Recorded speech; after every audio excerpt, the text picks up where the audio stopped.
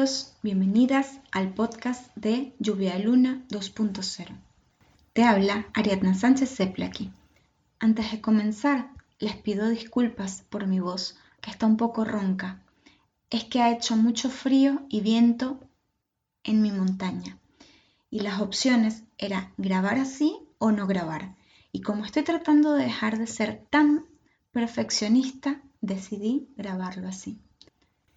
Y hoy te contaré sobre un bono plus. ¿Cómo creé este podcast? Este audio me tocó grabarlo improvisado, pero es que con tantos comentarios sobre lo mismo decidí grabarlo. Este proyecto viene gestándose desde el 2020.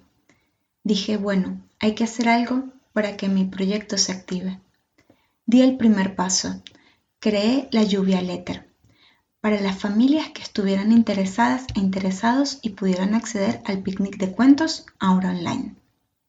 El podcast lo tenía en mente, pero no me sentía lo suficientemente preparada ni sentía el valor para poder hacerlo, porque al fin y al cabo estudié educación preescolar y me formé para ser doula. No estudié nada para crear este formato. La pregunta se repite mucho.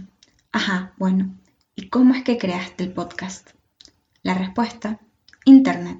Fueron varias lunas de aprendizaje, alrededor de 7 u 8 meses.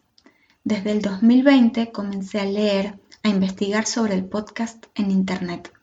La ventaja es que hoy en día tenemos casi todo lo que querramos en el mundo online y a un solo clic. Me empapé del tema, aprendí sobre el formato del podcast, realicé uno que otro mini taller de radio con la Universidad Metropolitana y otro con Mujer y Ciudadanía, porque era meterme en un lenguaje desconocido para mí. Y por muy sobre todas las cosas, leí la letra pequeña, esa letra que, depende del país donde te encuentres, te puede costar mucho después. Me recomendaron realizar un curso con Mujer y Ciudadanía. Ellas están dando una serie de cursos online donde nos dan herramientas en el mundo 2.0 a mujeres emprendedoras. Con ellas tomé un mini curso de radio online. En estos talleres de Mujer y Ciudadanía, el profesor Roberto Ruiz Tovar fue pieza clave en este rompecabezas, ya que él nos dio muchas pautas que yo no conocía y sobre todo nos dijo mucho a través de su voz. Allí aprendí sobre la importancia de elaborar un guión antes de realizar las grabaciones. Esto de los guiones o bocetos ya me lo había enseñado Nelson Garrido cuando estudiaba fotografía, pero no lo había trasladado ni se me había ocurrido trasladarlo al concepto del podcast. Lo del guión ha sido un reto gigante para mí, debo confesar. Soy muy mala redactando y escribiendo, y me sorprendo yo misma de los comentarios positivos que he tenido en el podcast porque escribir no es mi fuerte. Aprendí sobre la importancia de la voz y cómo influye el tono en nuestras sensaciones.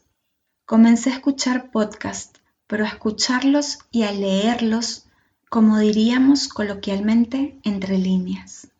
Leyendo e investigando, me di cuenta que hay todo un abanico de posibilidades de las cuales podemos hacer podcast. Hay muchas maneras y matices para crear un podcast. Solo queda encontrar con el que mejor te identifiques. Y aún sigo leyendo libros, web y aprendiendo sobre el mundo del podcast. Como diría Serrat, haciendo camino al andar. Porque creo que no queda de otra en estos momentos en los que vivimos tan efímeros y fugaces. Un libro que me ayudó a entender algunos conceptos fue el libro de Todo sobre el podcast de Félix Riaño. Y una de las cosas que aprendí de él es cómo se llaman las fotos con sonido, que no tenía ni idea de cómo se hacían, ni que tenían el nombre de audiogram. En ese momento, como dicen en mi país, descubrí América en un vaso de agua. Hice 2 cursos de Audacity para aprender a manejarlo y entenderlo. Al sol de hoy, sigo descubriendo sobre la marcha algunas funciones. Quiero incorporar más adelante efectos de sonido, pero aún no me siento tan canchera, como dirían los argentinos, para incorporarlo dentro de la grabación, pero lo estoy practicando pasito a pasito. Hace 7 años emprendí este camino con Lluvia de Luna y estoy aprendiendo sobre la marcha, aprendiendo de los errores y los aciertos, ensayo y error. Hay algunas cosas que creía que iban a resultar muy buenas, porque en un momento lo fueron, y que ahora es algo que pasa casi desapercibido, como lo es los picnic de cuentos online, pero ahí voy, aprendiendo en este camino, encontrando mi propio lenguaje, mi propia voz y sobre todo reencontrándome conmigo. Algunas cosas se me dan bien, otras ni pensarlo, así que aprovecho para darle las gracias a todos y a todas los que han escuchado estos episodios y construyendo este proyecto conmigo. De nuevo, los invito a que si tienen alguna sugerencia o comentario, me escriban a info@lluvialuna.com y con todo el amor del mundo les responderé.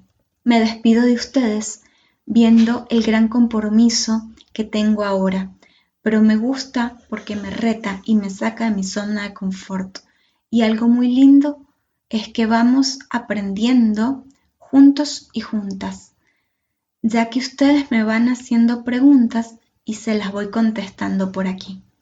Este formato realmente me sorprende, porque es algo que de verdad se puede ir construyendo entre todos y todas, porque se va tornando en algo que yo no tenía contemplado, y les doy gracias por ello.